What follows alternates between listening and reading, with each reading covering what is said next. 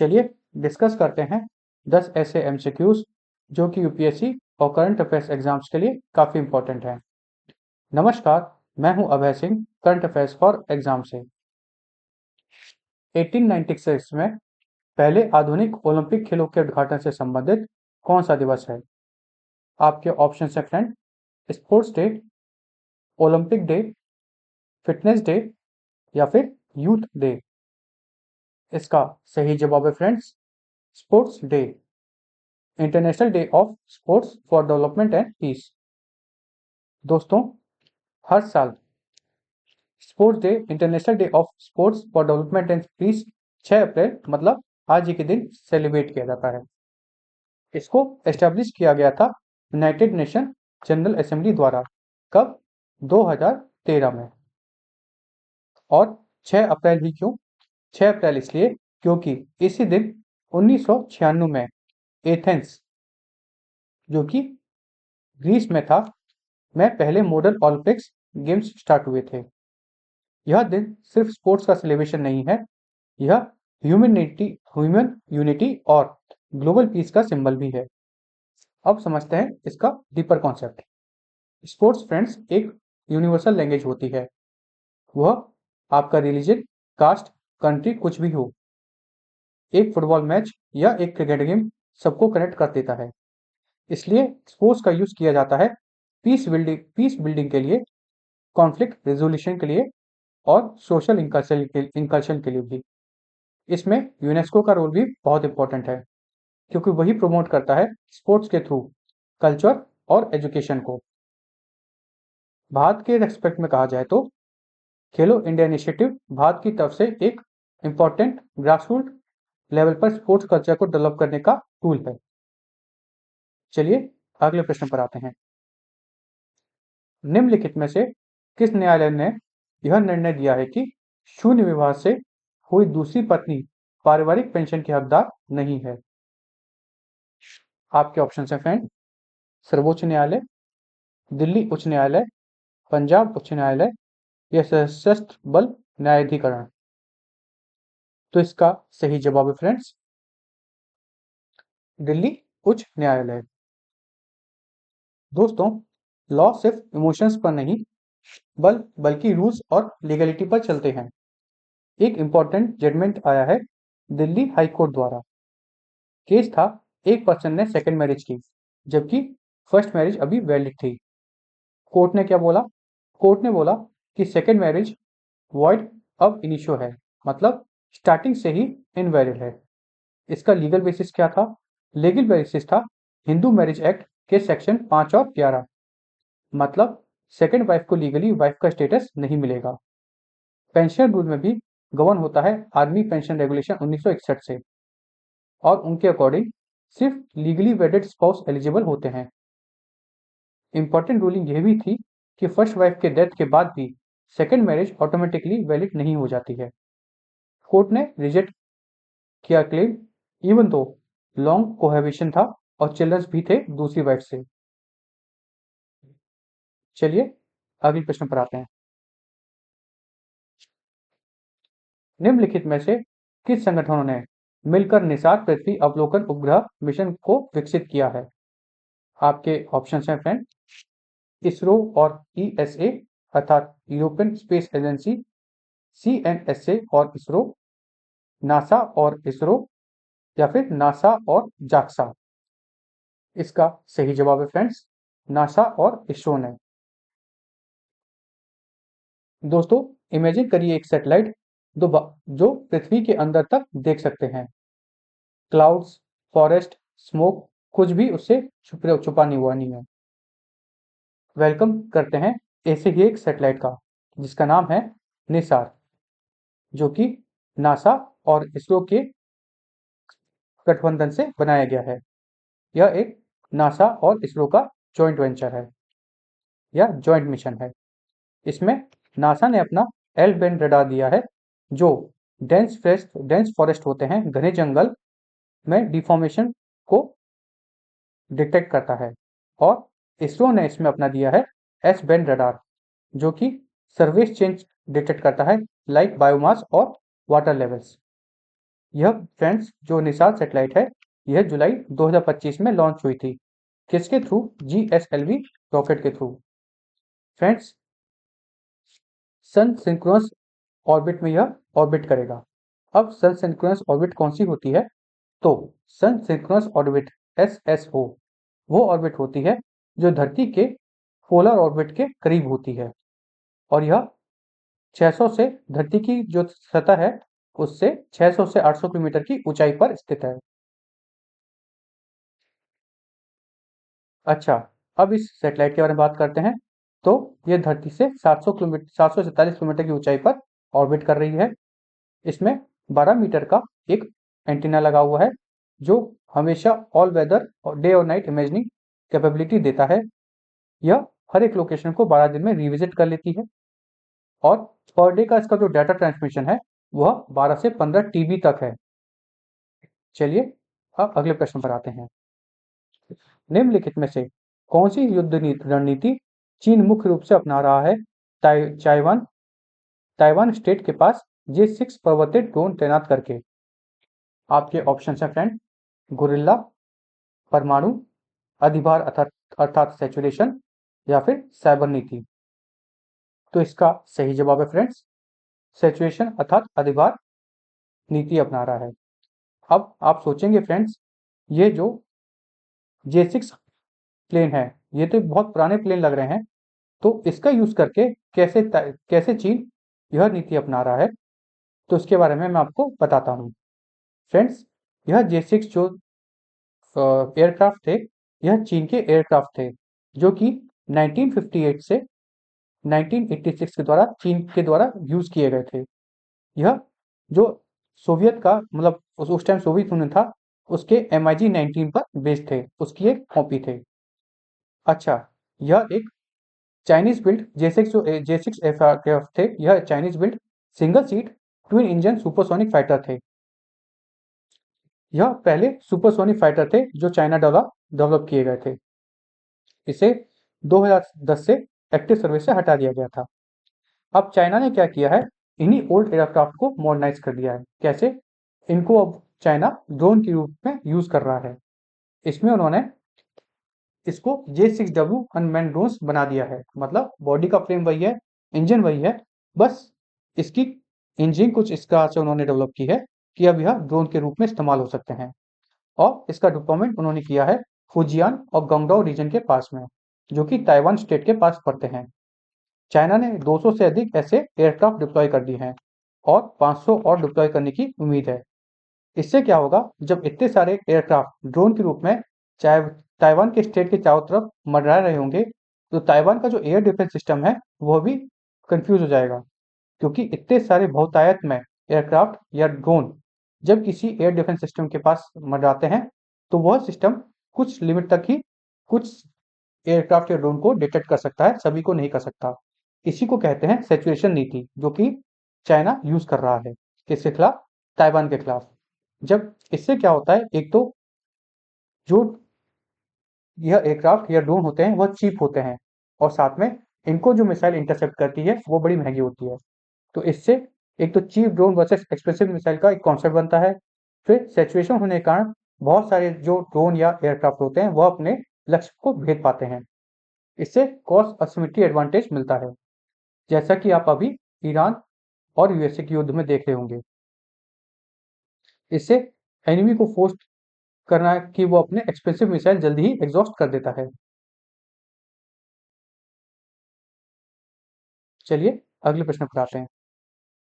निम्नलिखित में से किस ट्रेन श्रृंखला को जापान में दुनिया की पहली केवल मालवाहक शिंकानसेन के लिए पुनः उपयोग किया गया है?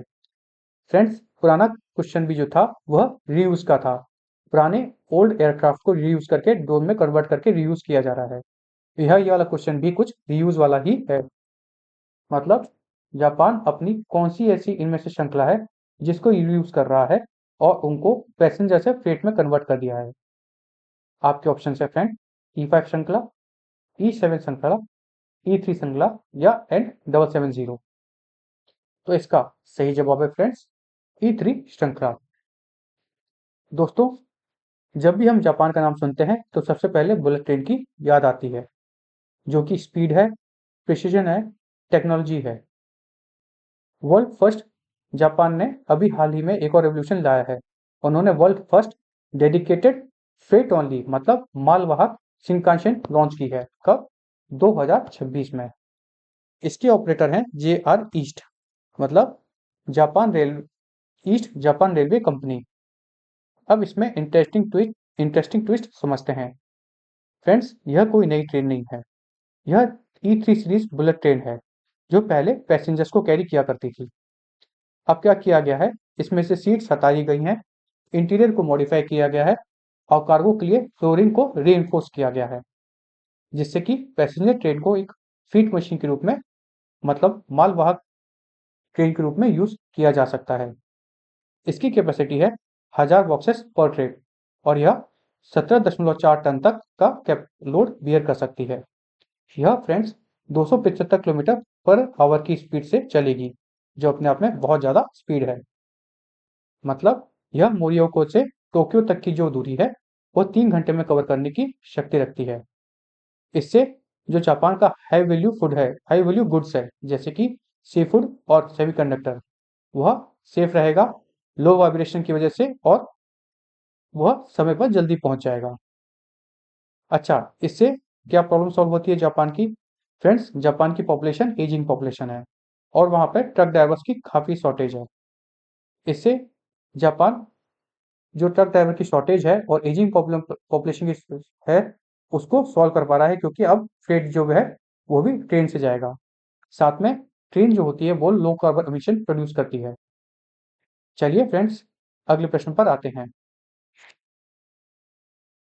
मार्च 2026 में फोर्थ इंडिया माल्टा फॉरेन ऑफिस कंसल्टेशन का आयोजन निम्नलिखित में से किस स्थान पर किया गया था? आपके ऑप्शन हैं फ्रेंड, वेलेटा, रोम, एथेंस या लिस्बन। इसका सही जवाब है फ्रेंड्स, वेलेटा। दोस्तों, कभी कभी छोटे कंट्रीज भी जियोपॉलिटिक्स में बहुत बड़ा रोल प्ले करते हैं। इसका एक क्रूशियल एग्जांपल है माल्टा।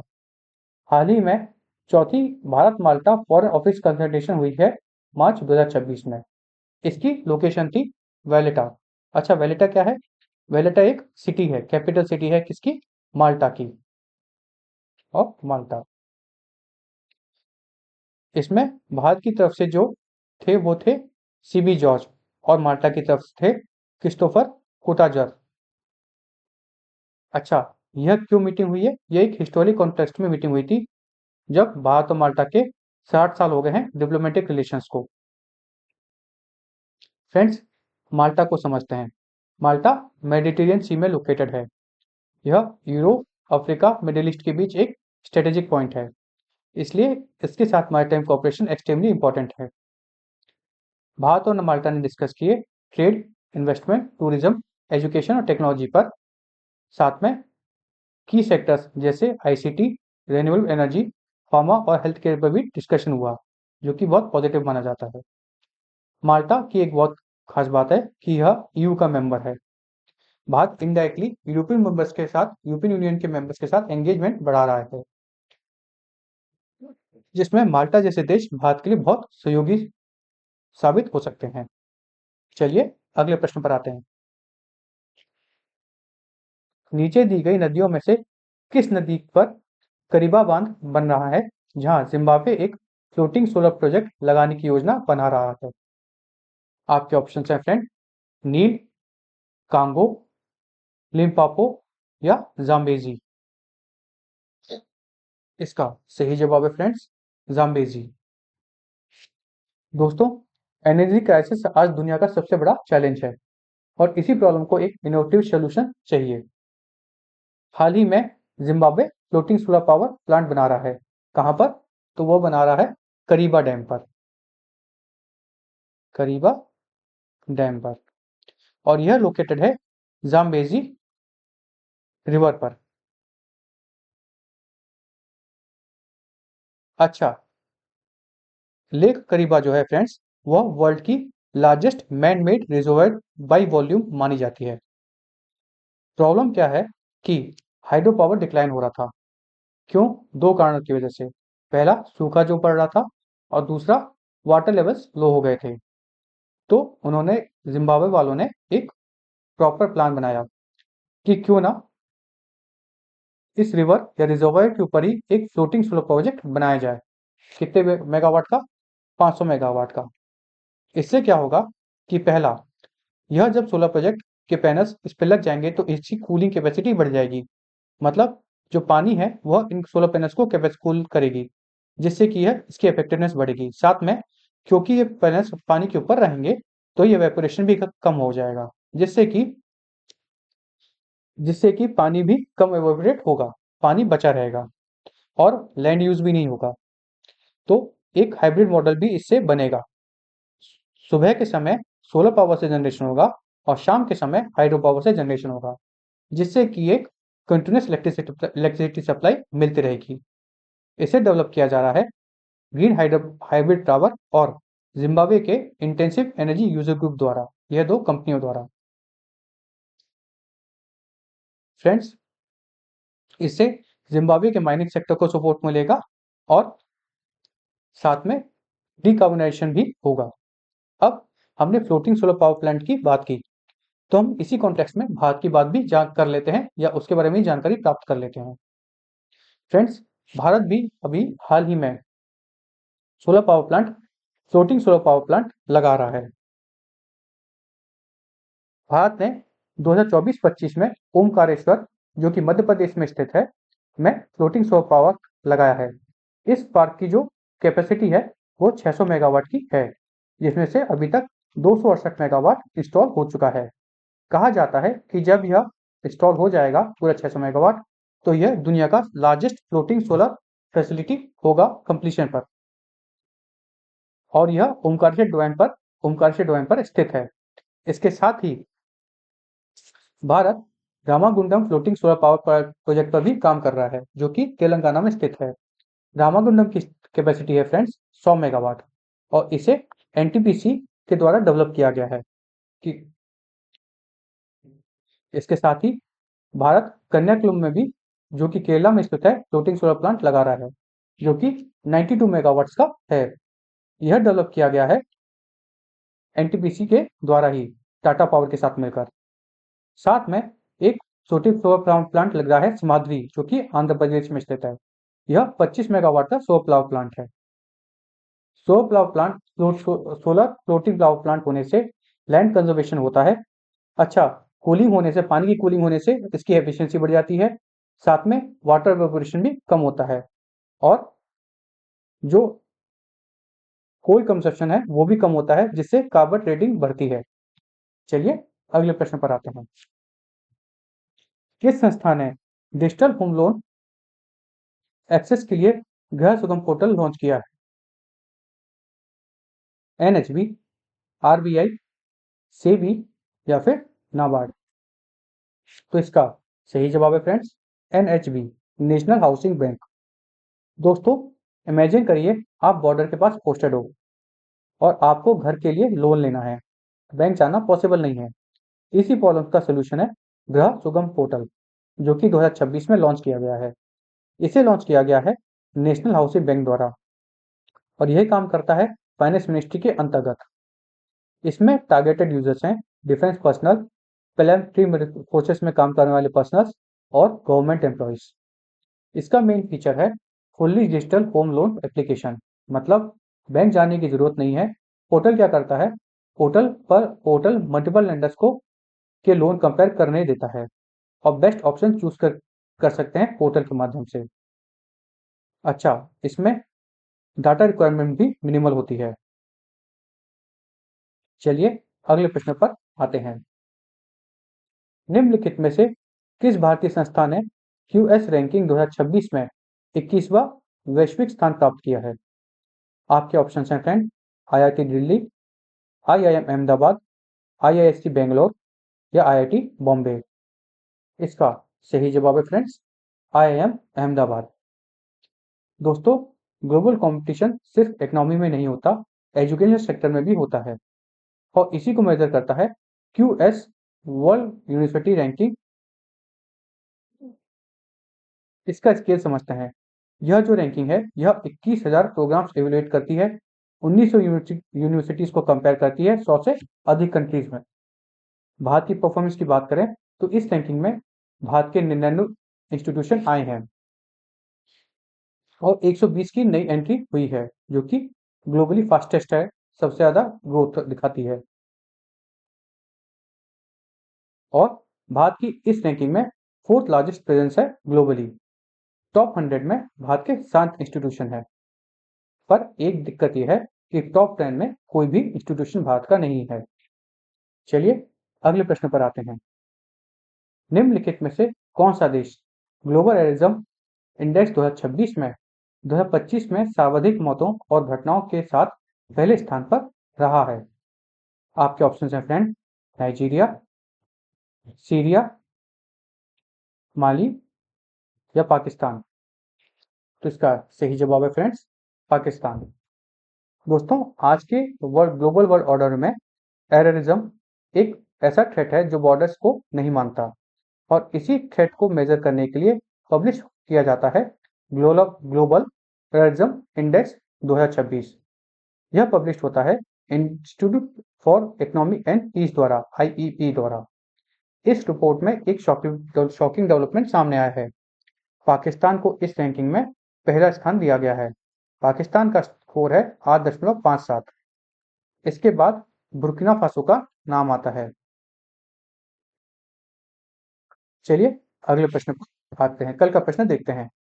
कल हमने आपसे पूछा था, निम्नलिखित में से कौन सा 2026 के जन विश्वास विधेयक के मूल उद्देश्य का सर्वोत्तम वर्णन करता है?